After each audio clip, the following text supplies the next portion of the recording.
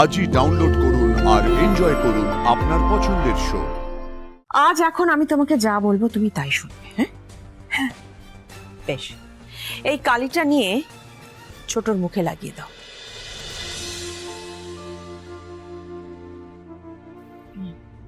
দেখো কুসুমের মুখটা কি অবস্থা, দেখেছো? এক্ষুনি চোখ থেকে জল পড়লো বলে।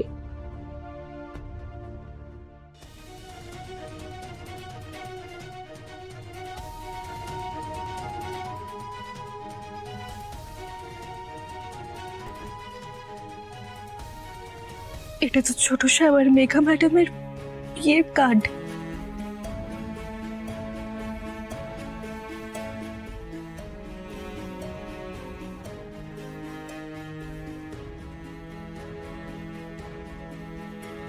এই কুসুম, এটা তো বাংলায় লেখা, তুমি তো বাংলা পড়তে পারো, পড়ছো না? পড়ো না, পড়ো।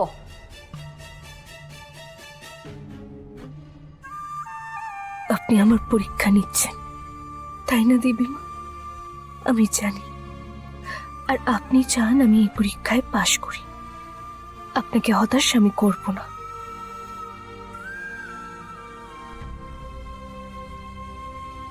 কুসুম, কি হলো? পড়ো না।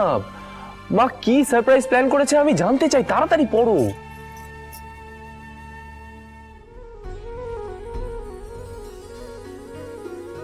পরম মঙ্গলময় ঈশ্বরের আশীর্বাদে পূর্ণ লগ্নে আগামী 28শে ফাল্গুন 1432 সন 4 মার্চ 2026 বৃহস্পতিবার বৈদিক মন্ত্রোচ্চারণ ও সানাই শঙ্খধ্বনির মধ্যে দিয়ে আমার জ্যেষ্ঠ পুত্র কল্যাণীয় আয়ুষ্মান ও স্বর্গীয় শ্রী সনাতন আচার্যী ও শ্রীমতী রুষা আচার্যীর একমাত্র কন্যা কল্যাণিয়া মেঘা পরিণয় বন্ধনে অঙ্গীকারবদ্ধ হয়ে নবজীবনের শুভ সূচনা করতে চলেছে। এই উপলক্ষে বধূ পরিচিতি ও প্রীতিভোজ অনুষ্ঠানের আপনাদের শুভাশিস ও উজ্জ্বল উপস্থিতি তাদের নতুন জীবনের পথ চলার পাথেয় হোক।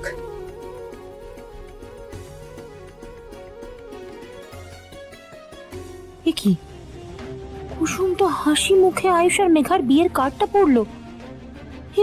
এবার কি হবে? ভাইদা, সারপ্রাইজটা কেমন লাগলো বল? ভাইদা, মনি কিন্তু তোমাদের সারপ্রাইজ দেওয়ার জন্য তোমাদের বিয়ের ডেটও ফিক্সড করে ফেলেছে আর বিয়ের কার্ডও ছাপিয়ে ফেলেছে। তোমার মাসির সঙ্গে আমি কথা বলে নিয়েছি মেঘা, আমাদের দুই পরিবারের সম্মতিতেই ডেটটা ফিক্স করা হয়েছে।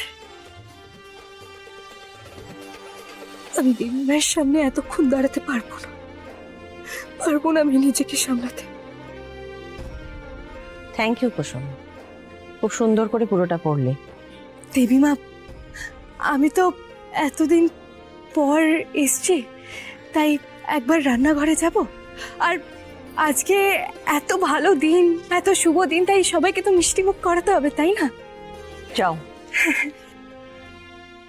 তাহলে ভাইদা, ফাইনালি বিয়ের সানাইটা বেজেই উঠলো বল। আমার আর আয়ুষের বিয়ের কার্ড পরে কুসুমে তো খুশি হচ্ছে কি করে? কংগ্রাচুলেশনস মেঘা। তাহলে ভাইদা, ফাইনালি তোর বিয়ের সানাই বেজেই উঠলো বল। কুসুম সব সময় আমাদের পরিবারের আনন্দে আনন্দিত হয়। আমি জানি ও অভিনয় করছে না, সত্যি খুশি হয়েছে। কালিন্দানি, প্রমাণ তো হয়েই গেল। হ্যাঁ, তার মানে এবার আমরা সবাই জানি কে ঠিক আর কে ভুল। মানে কি প্রমাণ হয়ে গেল? ভাইদা, লং স্টোরি, পরে বলবো। আমি কিছুই বুঝতে পারছি না মা। বলছি তো পরে বলবো, সব বুঝতে পারবি। দাঁড়া।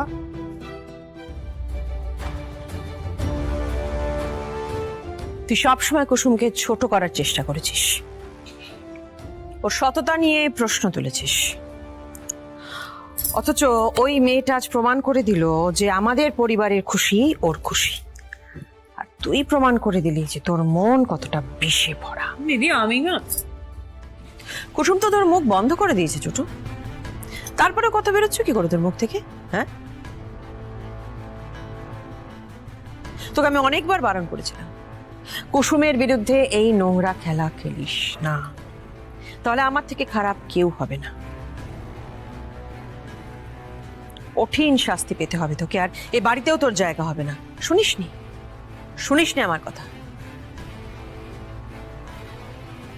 তোকে 1000বার বলেছি, আয়ুষ আর কুসুমের মধ্যে শুধুমাত্র বন্ধুত্ব আছে, নিখাদ বন্ধুত্ব, আর কিচ্ছু নেই।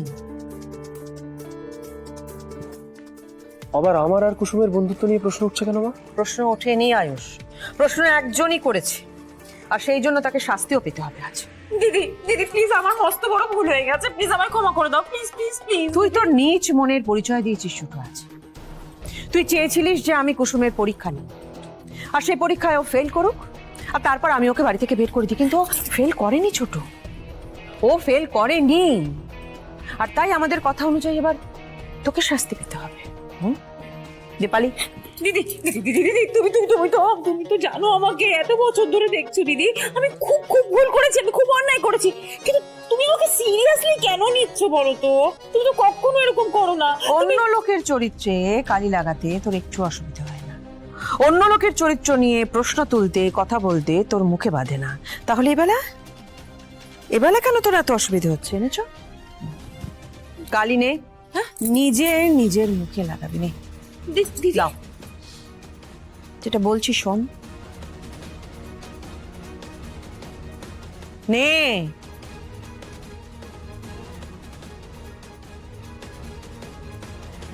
হ্যাঁ, তুই কি ভাবলি আমি তোকে নজর টিকা লাগাতে বললাম? কালি লাগাতে বলেছি গোটা মুখে ছোট।